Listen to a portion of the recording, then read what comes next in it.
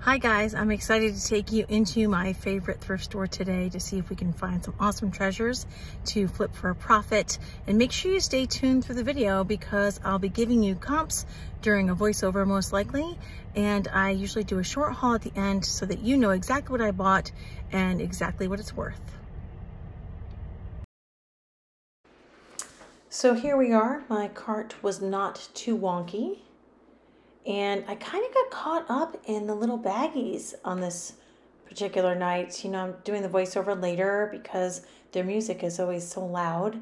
I would prefer to talk to myself in the aisles and have a little bit more of the authentic background noise, but they have the music too loud.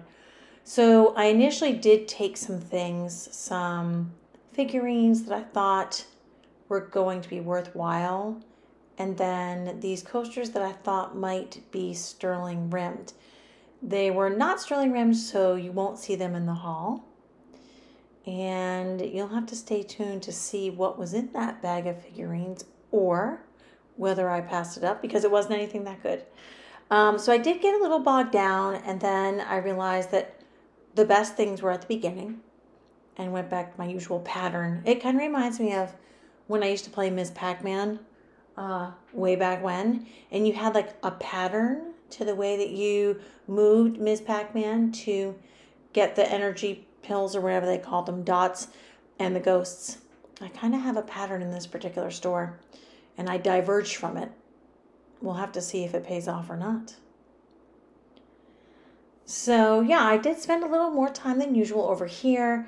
I wasn't always able to record every clip in here. Sometimes I think I'm done and I'm going to leave and then something catches my eye. So you might have a few surprises that were not caught on film at the haul. So definitely stay tuned to the end because I want to show you everything I found and teach you what I learned so that you can use it when you go out shopping.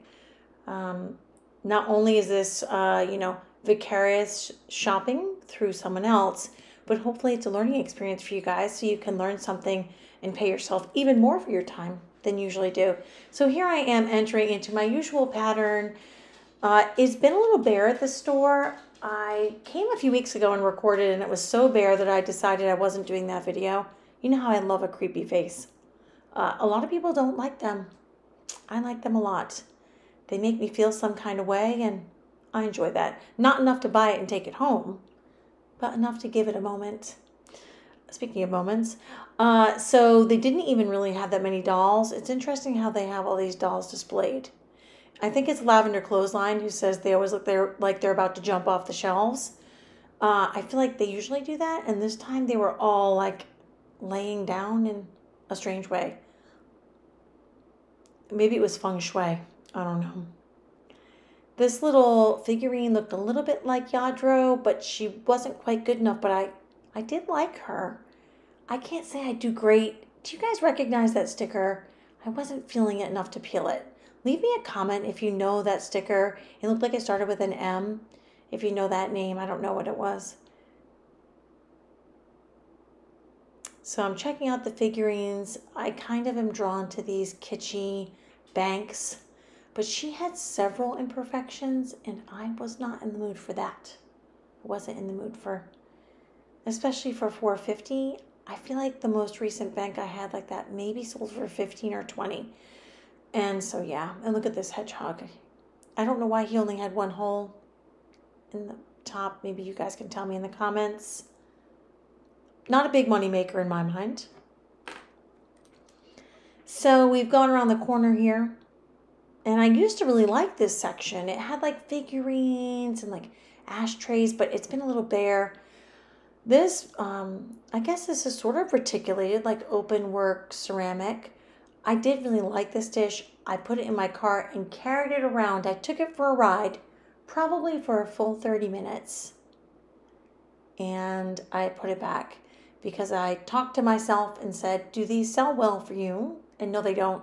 And also it had a lot of wear to the gold, and I just didn't feel like it was worth it. This was really cute, but I didn't think it was a big money maker, and it sort of had a weird discoloration that could have been cool if it had seemed more deliberate, you know, if it was like some kind of sand work or almost like a, not a tie-dye, but like a swirl, but it just looked like discoloration, so I didn't take that with me. I love unicorns. I had a unicorn collection for my daughter when she was little, and my husband was like, just admit that it's your collection, Liz. Really. I bought a really cute elephant piece here a few months back, so I picked that up. I really like bookends, and these stone ones are super cool. So I couldn't resist, and they came with me, even though they're not quite perfect. I wanted to make sure they were safe. So I'm going to put them right here. Take them safely for a ride.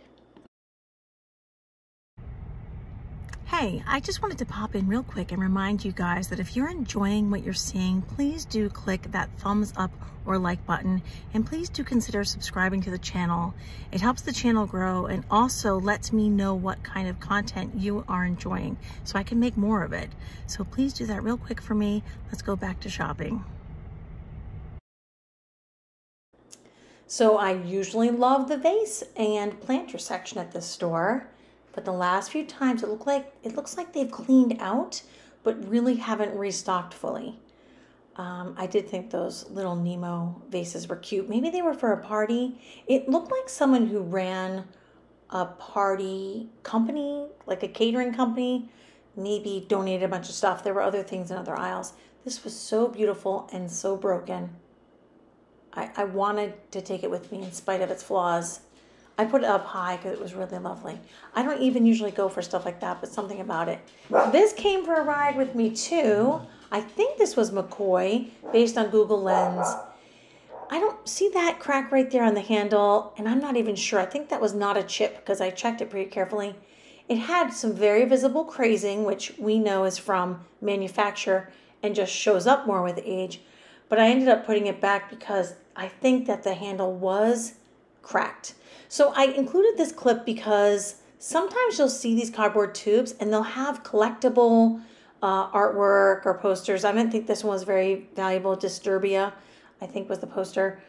And sometimes these contact paper patterns can be really cool. I think I took these for a short ride. I didn't keep those either. But I wanted to mention that to you guys. Sorry about that. I thought I fixed that. These dishes were beautiful. Very delicate, and I'm trying to show you the lace. Now, I can't say that these sell well for me locally, and they were kind of big, and I really didn't want to ship large, delicate glass. Do you guys know anything about these? That looked like I bumped it much harder than I did. It just tapped. And I grabbed these because they look like Dansk, but they were not. But they had the shape, the silhouette of Dansk bowls, which can be quite valuable and worth shipping. But let me know about those glass dishes. If you know anything about them, if you've had success selling them. Restaurant ware, these were they made me want to drink tea. Like over-steeped, very sweet tea at a Chinese restaurant. So I'm kind of showing you a few other things I've picked up. This might not include everything you'll see in the haul. And some of this stuff, I'll put back because I'll find out in the store that I'm not willing to take a risk or spend quite that much. But I'm trying to show you some of the other stuff that I picked up. I really liked this, so I wanted to show you how it worked. I debated about these canisters, but they've started doing what Lavender Clothesline has been mentioning in her videos, where they price each canister separately. And when you add it all up, I can't remember what it came to. You guys can tell me in the comments if I made a mistake in not picking these up, but I felt like they were plastic, that I wouldn't get what I wanted. I showed you this piece of Fire King because people call this Pyrex and think it's very valuable and collectible. And it's nice and cute and usable, but not. So just watch out. And by the way, clear Pyrex, not valuable.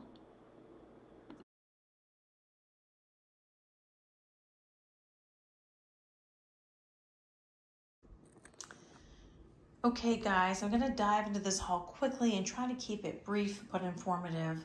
So this is the haul from that fun little shopping trip at my local thrift that I like so much. And I don't think we had anything that super knocked it out of the park, but we definitely paid ourselves for our time the way we like to. So this little planter, we're going to just start here, is Applejack and Peel. It's a vintage copper and maybe brass. I guess just copper planter, hammered copper planter. This stuff is pretty popular where I am, there is a small imperfection, but it doesn't show that much because the hammering, plus being vintage and being metal with that beautiful like rope-like detail, that's probably around $29 to $45 online. And I don't think that that small little ding will really detract from that value. So that's a really cool piece. This original artwork, I can't actually interpret the signature, and I don't think that this is like a famous artist. I just think it's very well done and evocative, and I liked the professional framing where they sort of imitated real wood. And so I feel like that would sell for maybe $25 in the booth, and I paid a couple of dollars. In the back here, we have this Wood Ingenuity tambour, sort of like a Rolodex, which you certainly can use for other things since the Rolodex is now kind of obsolete. You could put recipe cards in there. You could put anything you wanted in there, your essential oils or whatever.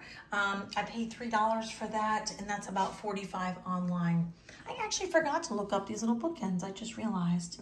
But these were just so cute. There are a few imperfections on these little wooden and brass, like nursery bookends, but I thought those would sell well in the booth, and they weren't expensive.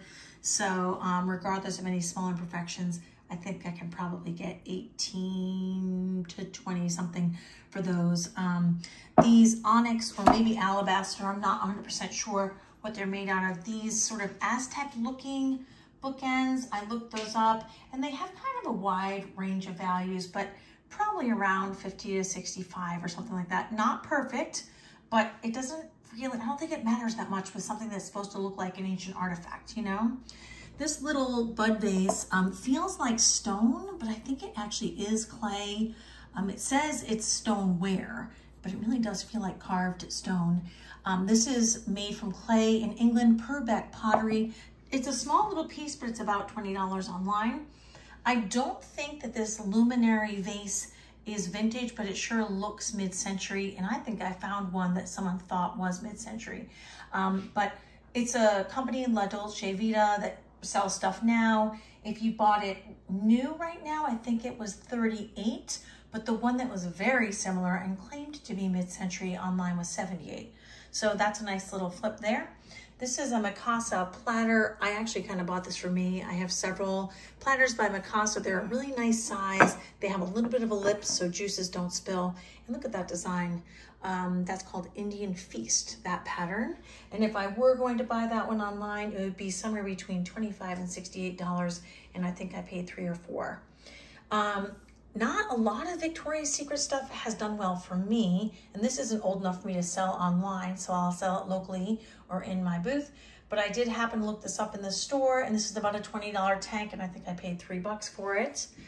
This is a new with tags. I won't show you the actual tag, but it's Linnea Donatella, I think is how you say it. Probably about $55 new. I paid $9 for this. I might keep this. It's like this sheer, I don't know what you call this texture.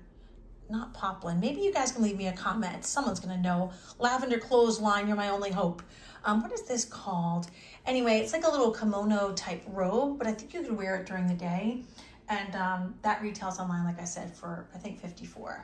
So I used Google Lens on this little dish. It just had that look to me. This would be really nice to serve with bread with garlic, olive oil, whatever you like, spices, or for a fruit dip.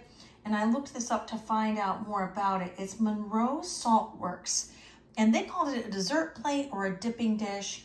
If you bought this brand new, anywhere between 20 and 90. I know that sounds crazy, but I found two different comps. So it's my job to give you both. Here's St. Jude. I do sell a lot of vintage religious images and collectibles online. This would be a nice, easy ship. And surprisingly, this was $20 to $75. And I do believe it's vintage and it's still sealed. So a nice, easy ship, a nice size for someone with a collection. Did I skip anything? No, we're doing okay. This is modern. I'll probably put it in my booth. It was priced at $21 on the back, wherever it was originally for sale. I paid a few dollars for it. And I think the last thing was this agate slice wind chime, which is so pretty. I don't know if I'm keeping that or not. The colors are a little intense for agate, obviously treated with heat or however they sort of dye or change the color of these stones. But so beautiful, sounds beautiful. Let me see if I can gently. I paid $3.50, so I might keep it. I might sell it. These are not that expensive. $15 on the lower end, $30 for these more modern and simple ones. So that's a quick little haul of what I got. Hopefully you guys enjoyed the trip. Please make sure when you go out on your little journeys that you're having a good time and you're paying yourself by finding things you can flip for a profit. And always remember to never stop searching. I'll check you next time, guys.